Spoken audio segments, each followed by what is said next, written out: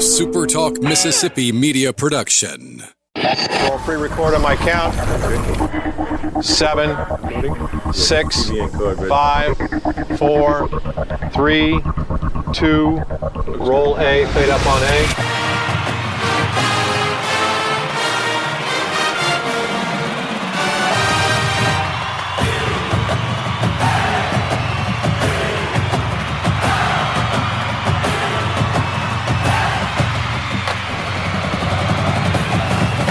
Southern Miss to the top. You're tuned in to the Eagle Hour. All right, everybody, let's go. SuperTalk Eagle Hour back on the road, back on the air, on the road all week, as a matter of fact. But today we're in the Southern Bancorp studio here in beautiful Hattiesburg, Mississippi. Glad you're with us. Bob, Kelly, Dima. Opening segment sponsored, as it is every day, by Dickey's Barbecue Pit, which is a great place for dinner and a great place to cater your next event, whether it be for your church, for your house, sporting event, whatever. Dickey's does a wonderful job of catering. All right, men and women's basketball wins over the weekend. Let me repeat that. Men and women's basketball wins over the weekend, and we will be happy to report on that a little. We need to hear the bell. Do we got the bell? For yeah, so wait a second. Ding, ding. Yeah, there it is. Yeah, there we go. There we go.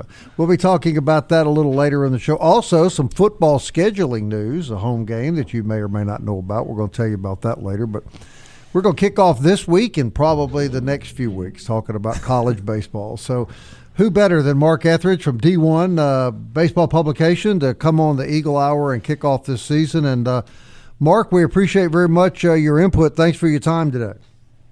Absolutely. You know, the season's almost here. You wouldn't believe it with the weather we have, but we're going to be playing ball in less than 2 weeks. Yeah, you're not wrong. And I know all through the Southeast there's a lot of excitement in the air about college baseball.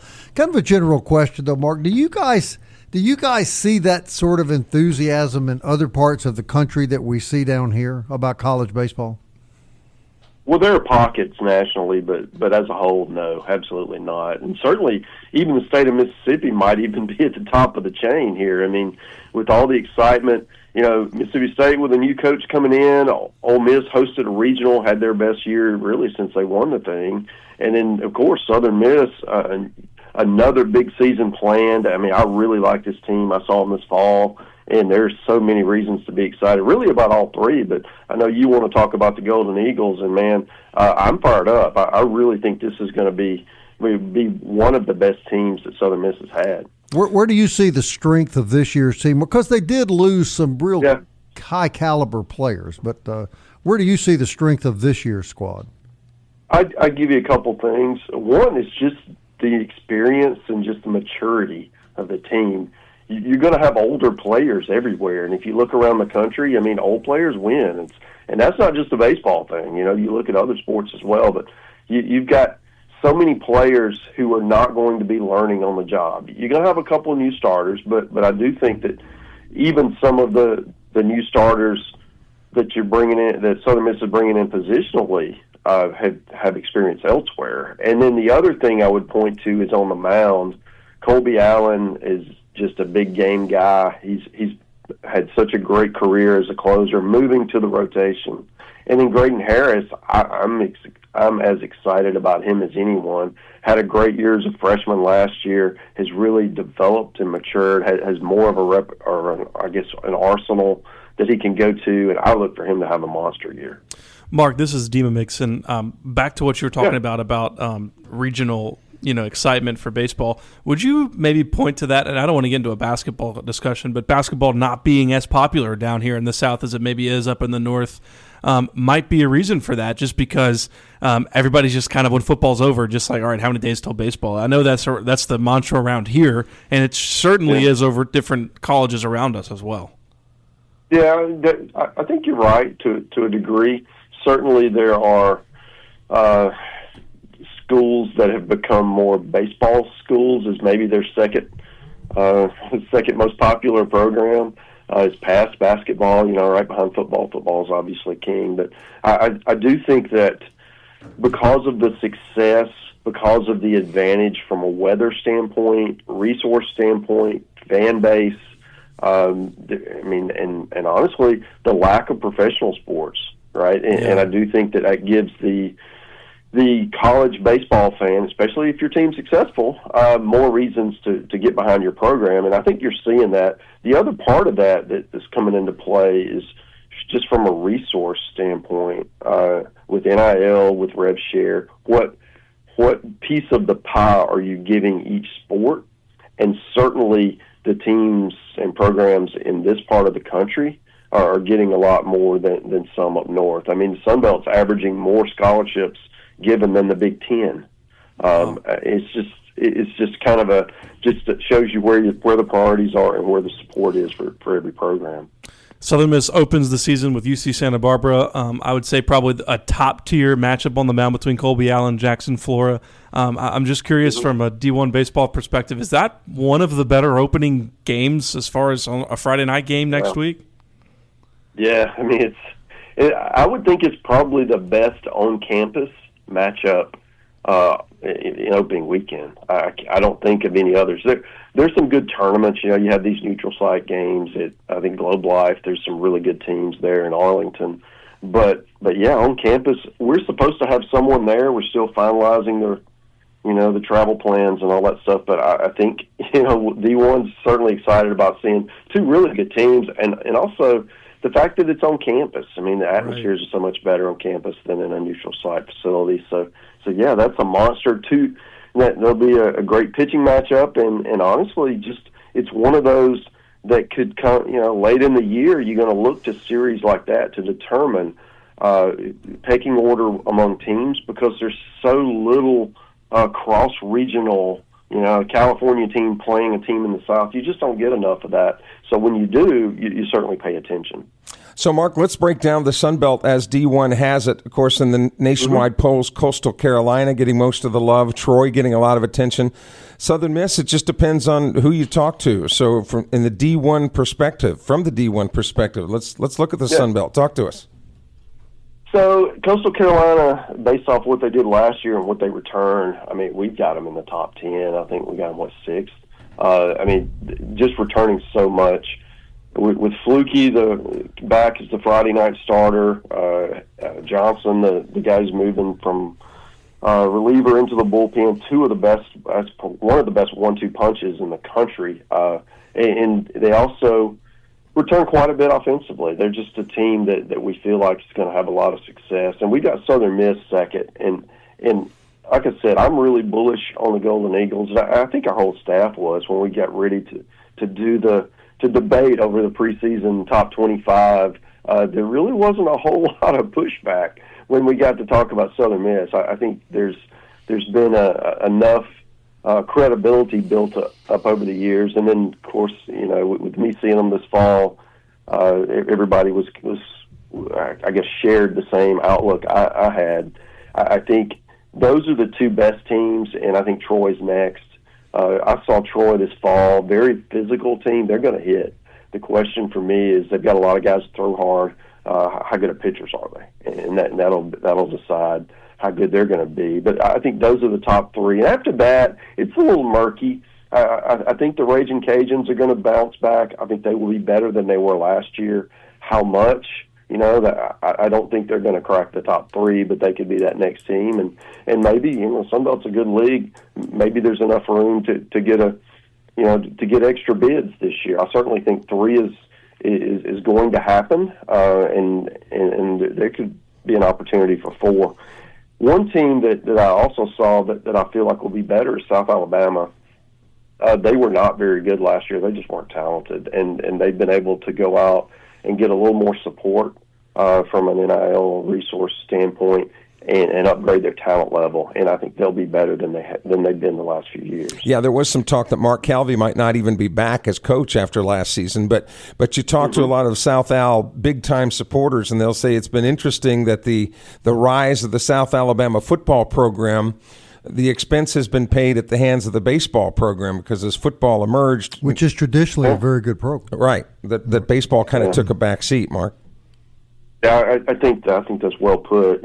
There's only, for many programs, there's only so much money to go around, and how do you allocate it? And I do think that the baseball program at South they were on the short end of that, and they're trying to make up some ground, and I think they have, and it'll just be a question of time right, before they're more competitive. All right, we're talking to Mark Etheridge from D1 Baseball. Going to hold Mark over. I think he had planned to stay with us a little while today. Going to keep talking college baseball when we get on the other side of the break with Mark. As we head into the break, we'll remind you that Forest Health reminds you that keeping up with your favorite team is fun, but the most important player on the team is always you.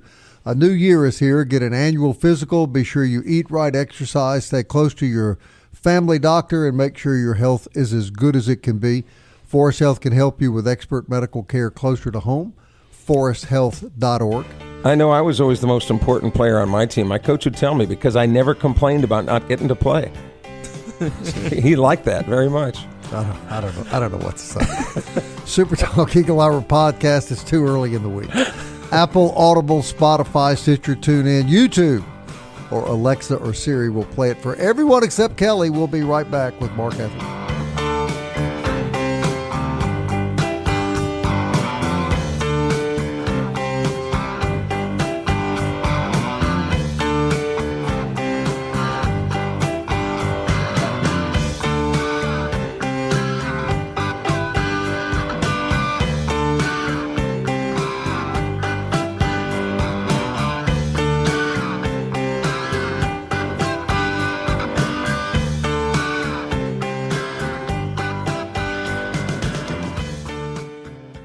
Big news from Robinson Electric Supply in Laurel. We've moved. You'll now find us directly behind our old building, right by Sawmill Animal Hospital. We're still your trusted electrical distributor, carrying everything from conduit to tape. And don't forget our full line of Milwaukee tools. Whether you're a contractor or a DIY pro, stop by the new Robinson Electric Supply at 1222 West 6th Street and see what's lighting up Laurel. Robinson Electric Supply. New location, same trusted service.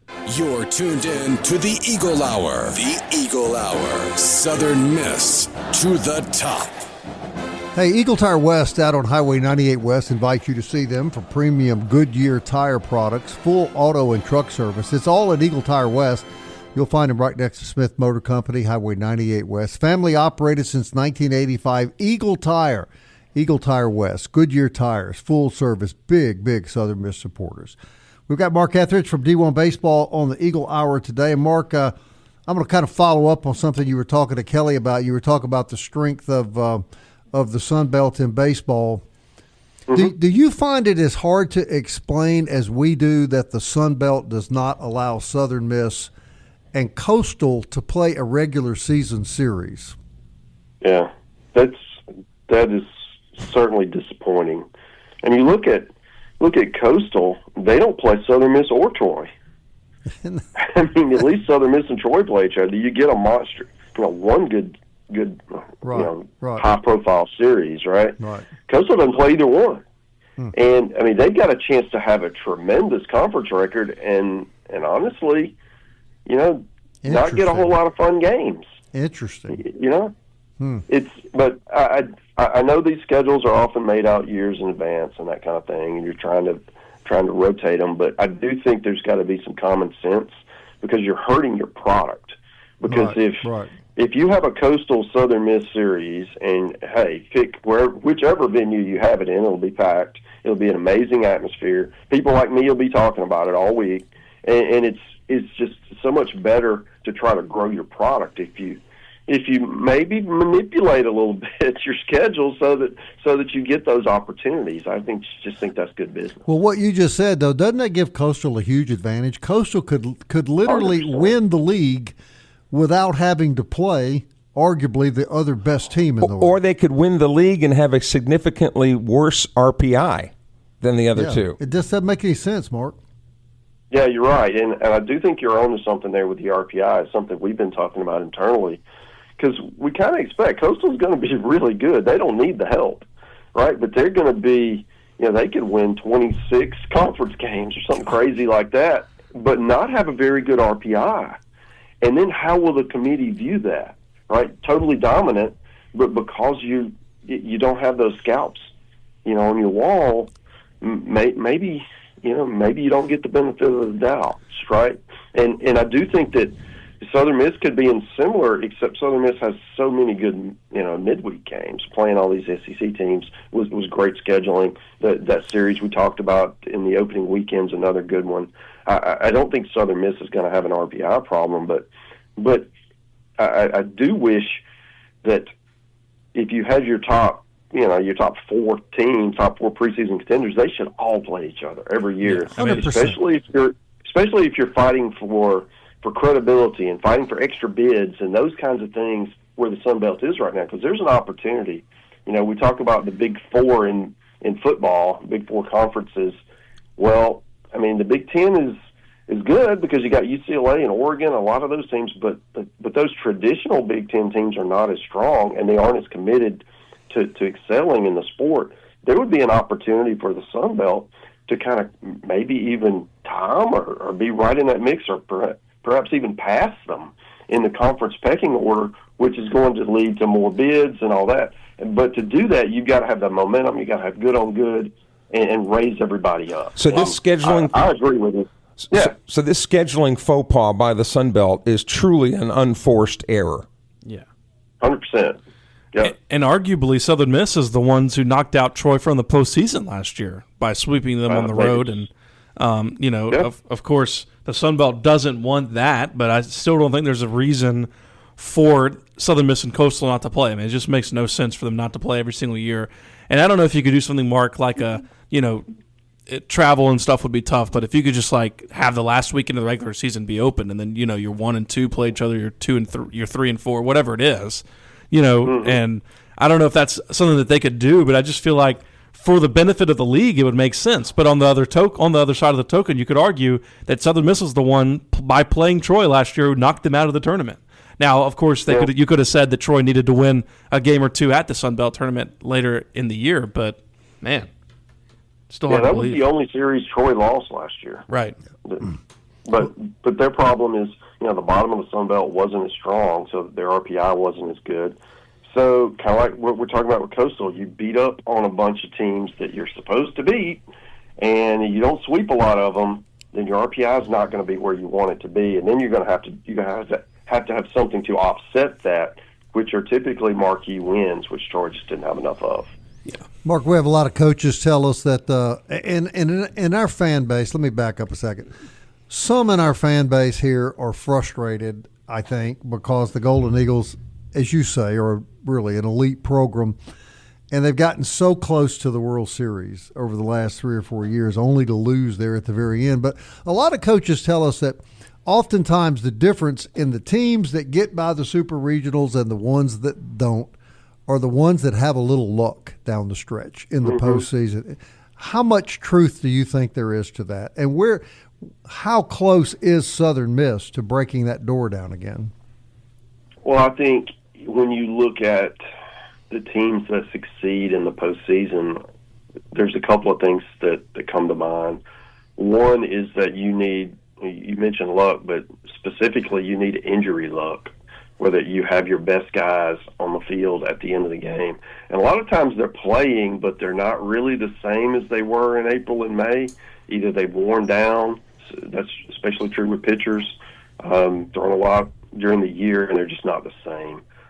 That's one thing. I think older players that handle the moment, that don't get flustered if you fall behind 3 runs, in an elimination game, can come through and do that sort of thing. I think the other part of that is having those elite arms who can match up and let you win a 3-2 game. And you're probably going to need more than one. You look at LSU last year; they rode those 2 aces, and they were a handful, man. And Arkansas had a similar situation. That to me is what you've got to have. And when I look at Southern Miss, I see a lot of the boxes now. We don't know what the injury luck's going to look like. We don't know what normal luck's going to look like. But they've got 2 pretty good arms that you could ride, and potentially more, as the season goes on. And then the other part of that is just having experienced older players. A lot of these guys played in regionals last year and the year before, and they've got to do it, of course. But heading into the year, they certainly look like a team that a lot of people are going to point to as one of these Omaha contenders. Mark, we're seeing at Southern Miss huge roster turnovers in football, huge roster turnovers in basketball. We haven't seen much movement, hardly at all, in baseball. Are you finding that to be a national trend, that more baseball teams are able to keep their talent in-house? Not really, no. I think what Oz has built there, and of course following what Scott did and Corky did, they've been able to, once people get there, they're happy and they want to stay. Mm-hmm. And they've done a good job developing players year to year. It's certainly a developmental program. They don't go out and recruit 30 guys to come in and replace the returnees every year like some programs do. It's built on continuity and culture and those kinds of things. And as a result, I do think that helps you going forward. I think the only question is, can you, in today's world, where people, if they don't play right away, they leave, and Southern Miss has had some of that, maybe not as much as elsewhere. Can you be patient and develop guys? And we had smaller rosters now. It's 34-man roster where we had 40 last year, right? In that as the sport is changing, can you be patient and give guys time to grow so that they're really good players by year 3? But if I don't win in year 1, people are going to be mad, right? So it's trying to find that balance, and I think he's done a good job with it so far, and that will be the charge to continue that going while still going out and supplementing to find, hey, I'm a little short in the outfield next year. I need to go out and grab somebody, and to be able to find those right guys that fit with your culture. Hey, Mark, it's always a great pleasure having you on our show, and hopefully we can get you on pretty frequently during baseball season. I know everybody follows D1 as the go-to guide now for college baseball, and I think I speak on behalf of a lot of Southern Miss fans when I say thank you for the love that you guys at D1 have shown Southern Miss, and you do treat the program with a great deal of respect, and a lot of us really appreciate that. Well, that's intentional. Certainly Southern Miss has deserved it. They also treat us great when we show up there, so fans do too. I'm really excited to get back over there. Dima's already got a tweet going out, Bob. Mark Etheridge says Southern Miss should play Coastal. Huge mistake by the Sun Belt. It is. It's a ridiculously dumb mistake. Retweet. There you go. Mark, thank you very much, man. We really appreciate it. You got it, man. Mark Etheridge, everybody, D1 Baseball. Thanks for setting that up, Dima. That was a good interview. I thought he was going to say, no, don't tweet out, but he says, no, go ahead. No, he believes it's true, too. Yeah. Good news this weekend, man. Both basketball teams played well. Dima says there was a nice crowd Saturday. All good news. We're happy to report on that next. Stay with us.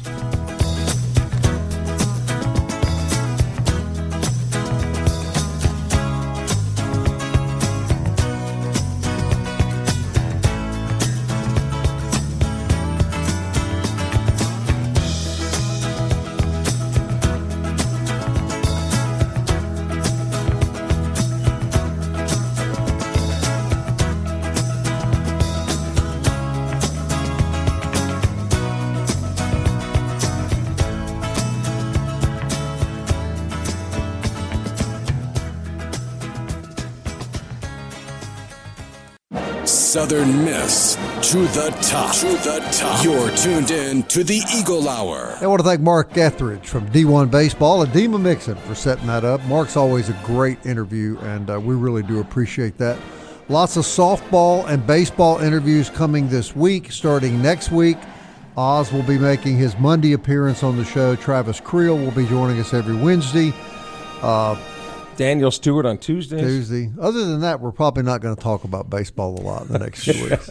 No, the next few months is what you mean. But we got something good to talk about. As we head into the break, let me remind you real quickly about DBAT, which is a great place for state-of-the-art training for baseball, softball, adults of any sport. And Dima pointed out a couple weeks ago, you can go down there and spend about $10 and see just how good you can hit baseballs. It's fun. Yeah, like I said, we shoot our annual baseball magazine there. So while I was waiting for some of the teams, because some team came at 2 and then the next one at 3:30. I was like, I was going to go try one of these batting cages out, and man, it was fun. So what chance would you, I, and Kelly have of hitting a hard line drive off of Kobe Allen? 0 chance. Now, the question is whether or not we could just foul one off. Maybe we that could would foul be one. Just maybe get contact with the bat. The hardest thing to do in sports is hit a baseball. I'm not even kidding. Yeah. I mean, it's unbelievable the talent some of these players have in hitting baseballs. Our old friend, he's a friend of yours, Al Holder, talks frequently about that he believes Major League Baseball players are the greatest athletes on the planet. Oh, yeah. Considering the movement that now are on even just simple fastballs, rising fastballs that start in the zone and then go, end up here. It's incredible. Like I said, I made a bet with so when I was back at school at Southern Miss, Rodrigo Montenegro was on our softball team from intramurals, and him and Gabe Montenegro. And I was talking to him, and I said, hey, and that was when Tanner Hall was pitching. I was like, if I could just foul off Tanner Hall, how much money would you give me? He said he'd give me like $20,000 because he said it's impossible. He said you're not going to put a bat on the ball. He said you won't even see the ball. You'll see it up here, and then you'll hear it in the mitt. And I'll tell you what, to be a good hitter, you got to have great eyesight. And I know baseball players have great eyesight because I've seen most of their girlfriends and wives. Okay. On to basketball. Real quickly, they're smoke shows. I will tell you this. I had a really interesting visit last week, and I'll be talking more about it later, with Brian Dozier last week. Spent about an hour and a half with him, and he told me that he wasn't a home run hitter in baseball. You guys may find this interesting because you play golf. I said, so how did you start hitting home runs in Major League Baseball? He said he was playing golf with the pitching coach, and he hit a tee shot about 300 yards. And the pitching coach says, why don't you hit a baseball like that? And he replied, I'd like to. And the pitching coach, and I'm paraphrasing, said, well, you're hitting the golf ball with your hips, but I notice you hit the baseball with your arms. We're going to teach you how to hit the baseball with your hips. And Brian Dozier, Major League All-Star, said when he learned that, ball started leaving the ballpark because he said it's your legs and your hips. That's where the power's generated for sure. Yeah. Anyway, on to basketball. Good news to report. Let's start with the women. They played first and both played well this weekend. Yeah, the women played on Friday night due to the winter storm. They played on the road at Old Dominion. They were down 9 with 2.5 minutes to play, and they were able to rally with just 2.5 minutes and put that game into overtime, and then eventually won it 86-83. Biggest takeaway for me was that Jacayla Johnson and Carly Keats both had good days. 32 points for Jacayla Johnson, Carly Keats with 20. And then Haley Breland, she had 21 points on the day, and she played all 40 minutes, so that's really encouraging for her. What I like about the team that Missy Belderback's putting on the floor right now, where they're struggling is getting behind. Right, getting behind early. They almost won that Georgia Southern game. Yep. They were way down. A lot of people had them counted out. Now, they lost, but they only lost by 3 points. They really battled back against ODU. As Demon just mentioned, down 9, they come back to tie it. They win it in OT. So there's no quit in this team, and anytime you win one on the road, I mean, that's really good news. And I'm sure we'll cover it later this week, but big game for the women on Wednesday night, hosting James Madison here in Hattiesburg. James Madison right now 16-8 overall with an 8-4 conference record, and the women, the Lady Eagles, 12-10 overall with a 5-6 conference record. So if they could upset the Dukes here at home, would bode really well for them as far as their standings in the Sun Belt. And the men with a much needed win. And you said they played well, nice crowd, a good day for men's basketball. Yeah, I mean, it was I first off, I have no idea how JMU beat Troy, but I guess it's not saying much because Troy just lost another game by 20 points to App State. But yeah, it was a good win for Southern Miss, like you said, much needed. Tyleek Weeks just overtook in the second half. He's coming on. He only had 4 points in the first half, and then went off for 24 points in the second half and finished with 28. Dylan Brumfield only with 10 points. One thing that to me that I thought. And something I asked Jay Ladner about after the game, they didn't shoot that many threes on Saturday. They only shot 10 threes. Now, of course, they didn't make a lot of them because they're just not a good three-point shooting team. But I thought the offense was a lot more patient than it had been on that road swing. Only 10 threes, a lot of points inside the arc where they were doing these jump shots and things like that. So I think that's them recognizing their weakness and trying to generate some offense in other ways. And they did. So it was a good win for them. But again, they're back on the road on Wednesday night on the road at Marshall, who's one of the better teams in the league. But, I mean, that's not really saying much because I don't really think the league is that good anyways. But Weeks, you were talking 28 points. Yeah. I mean, that's and 24 in the second half. Yeah, I mean that's just an amazing night for him, and good for Dalen Brandon, who hasn't really gotten a lot. It was a second career start, but most minutes. Yeah, hasn't gotten a lot of playing time. A kid from Baltimore, Maryland, comes in here and he shows out. Had a really good game for Southern Miss. The Eagles have been taking care of the basketball, which we talked about when we had Coach Wynn Case on. The Eagles have turned over the basketball 12 or fewer times in 3 straight games. That's something that they've really been trying to, knowing that they can't spot the other teams a lot of extra possessions. So, again, 3rd straight game that they've had less than 13 turnovers. And they shot the ball in the second half, furthering what Dima said about not going for the 3 ball. They shot at 50%. In the second half, and they made 24 out of 28 free throws. Good for them. Yeah, and that's the way you're going to have to win these games. Right. There's very little room for this team is not so talented that they're going to get away with having a bad night. I think we should point out too, because I don't want to say critical. We haven't been critical of the basketball program, but we've just been kind of covering the reality of it. But these guys are 500. Yeah. They're 500 overall. They're 500 in the league. So there's still a lot for them to play for. 6-6 in the Sun Belt, 12-12 overall. Yeah, and of course they got a lot of games at home coming up. And with their record at home, you would think that they would win 1 or 2 of them. But again, I still didn't think it was great basketball on Saturday. I don't think it's necessarily a great team. There's pieces there. Jay Ladner, when he was talking about Dalen Brandon, I asked him, what was that like? And he said, well, it's always good when you start a player and it makes you look like a moron for not playing him the whole season. Yeah. And that's what he said about him. He also gave an update on Isaac Tavares. He said that we'll travel with them to Marshall. Don't know if he necessarily play in that game, but they're hoping if all things go well, he will return in the lineup on Saturday against Kent State. That would be really good news, wouldn't it? Oh, that's tremendous news. And that's part of the MAC challenge. But unfortunately, Kent State is among the top 2 or 3 teams in that good league. Yeah. So the Golden Flashes will be coming in here. So, Dima, did you get an opportunity to get loud, get loud, get loud? He's not commenting. But reasonably, what can you expect when Tavares does come back? I mean, I think you're going to have to give him a few games. Sure. He's not going to be what he was, late November, early December. But I think it's good to get him back now. Sure. Right, and he has a month before the Sun Belt tournament. Because really, it comes down to 1 week. But again, if they could give some, if you look at their remaining schedule, like we said, they go on the road to Marshall on Wednesday night, which will not be an easy game just because of how good Marshall has played, especially at home. But think about this. They get 4 straight home games. South Alabama at home, Old Dominion, that should be a winnable game at home.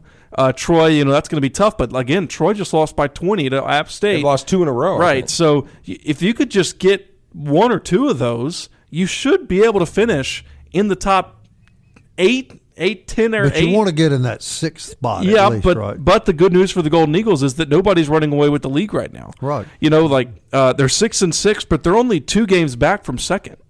And in years past, we've asked, will the Sun Belt ever get more than 1 bid into the NFL? Not this year. Well, and look, they don't deserve it.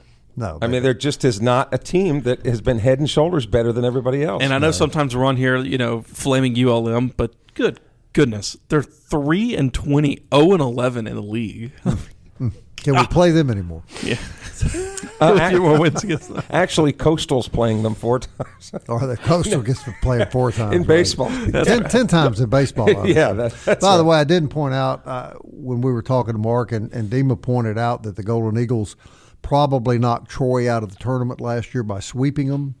I want to add they beat them again in the tournament, so they actually beat them 4 times last year. Yeah. This was after Troy was predicted to win the whole thing. I don't see either of you guys crying at this point. About beating Troy 4 times? No. I look forward to beating them 4 more times this year. We'll be right back.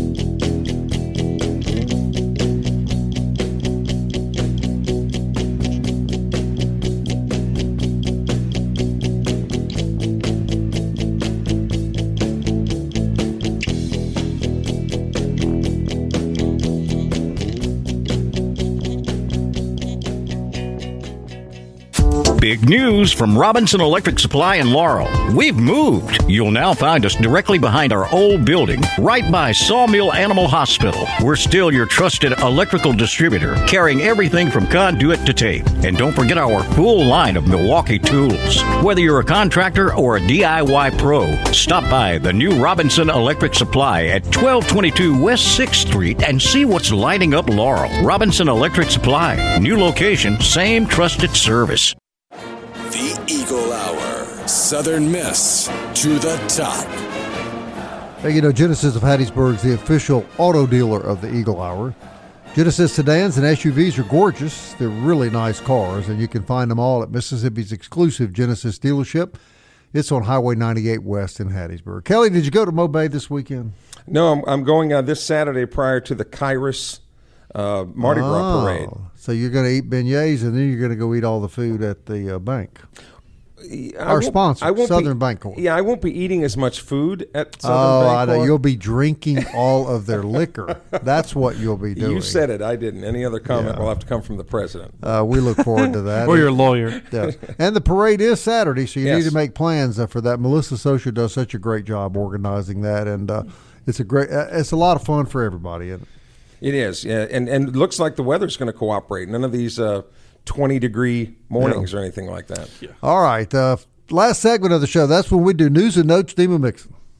Yeah, we could start with football scheduling. You know, when we had Jeremy McClain on the show a couple weeks ago, Kelly asked him about that, phantom game in next season, 2026 season, where if Louisiana Tech joins the league, Southern Miss will have to find an opponent.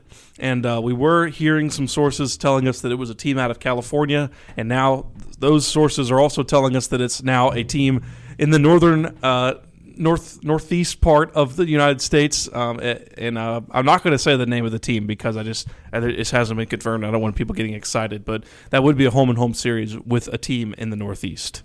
A Big East team. Big East team. And track and field, Bob, you mentioned it at the top of the program, and you talk about bang for your buck as far as competition for money invested. The Golden Eagles had a great weekend at the South Al Jaguar Invitational. It was actually in Birmingham, but South Alabama hosted it. The men had 4 wins, including Piers Cameron. You remember the shot putter that was on the show here with us? He finished first in the shot put with a throw of 19.03 meters. I'm not real good with metric conversions. But Isaiah Lowry claimed the triple jump. Connor Mosey won the weighted throw, and I'm not sure what the weighted throw is either. Did they not throw you? Or? No, they throw small people. Yeah, they grab them by the belt loops and throw them over the bar. That's the way it used to be. I guess you can't do that anymore. By the way, real quickly, did you go to the small people wrestling event over the weekend? Do you want me to plug? Oh, go ahead. I'm sorry. Okay. And I wanted a special shout out to Valentino Rudolph, who won the 400 meters. What a name. In a time of 47.4 seconds. There was Dima, this is for your generation. There was a silent movie star back in the Rudolph Valentino. Yeah, his name was Rudolph Valentino, and this kid's name is Valentino Rudolph. So congratulations to him. See what you learned today, Damon? Oh, I learned that Kelly's now on his 8th pair of glasses as I'm looking at him read this. Yeah, these are kind of the old gold ones. The women's team two-tone had nice. Had multiple top 8 finishes. Addison McLaurin won the 400 meters. Joden Bodie won the triple jump. Elena Simon in the high jump. I mean, this team. Didn't we meet Addison? I think we did. On the program here. Yeah. I mean, this track and field team at Southern Miss. They're superb. It's amazing. I've said it before. Baseball, track and field, your 2 most successful programs at Southern Miss. And I was interviewing some of the softball players last week, which we'll get to hear from them this week because their opener is on Friday. But I was going to the softball complex and got to drive by the track and field facility there. Mm-hmm. And, man, they were all out there working, getting ready for the Jaguar Invitational. Glad that it was another prosperous weekend for our track and field athletes. We're going to have a lot of softball interviews the rest of the week. We're going to do some baseball stuff this afternoon. So we're gearing up, man. Spring sports are about to ramp up. And the softball players told me, Bob, they go to class. Do they? And isn't that amazing? Isn't that there are still sports where kids go to class? I think the baseball players go to class, don't they? Yeah, I've had a few of them in my classes when I went to Southern Miss. And of course, we say that tongue in cheek because most football. big money college football players. One of them said he hadn't been to class in 2 years. Yeah, real quickly, tell the basketball story you heard this weekend. Which one? You were listening to the broadcast. Oh yeah, I was listening to the Central Florida Texas Tech basketball game from the Big 12 Conference. Game was in Orlando, but the Texas Tech radio network was highlighting that the Central Florida roster had 15 players on it, which over the past 3 years have represented 53 different schools. 53 schools represent, and one guy on Central Florida who was in his 6th year. Let me guess. 6 schools. 6 different schools. That's right. He's pursuing a degree. He's pursuing something else, but I don't think it's a degree. Well, good for the kids on the track and field team. Yes. They all go to class, and they those are the sports that they're still playing for the love of the sport and the love of the university, and I have a great appreciation. And they all talked about when their sports careers are over, they all had clearly defined ideas as to what they wanted their degree to do and help them in the professional world. We are very happy on this show to give publicity to those kids in track and field and softball and the sports that you just don't hear that much about in the quote-unquote media. Because, they, like you mentioned, they're still doing it for the love of the game to help them get that diploma. That's exactly right. All right, lots of good stuff coming on the Eagle Hour this week. We sure appreciate you listening each and every day. We'll be back tomorrow at 1 o'clock. And until then, Southern Miss. To the top.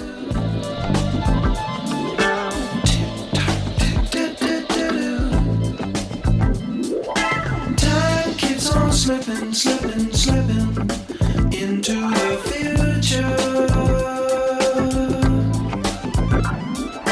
Time keeps on slipping, slipping, slipping into the future. I wanna fly like an eagle to the sea. Fly like an eagle, let my spirit carry me. I want to fly like an eagle till I'm free. I go through the revolution. A SuperTalk Mississippi media production.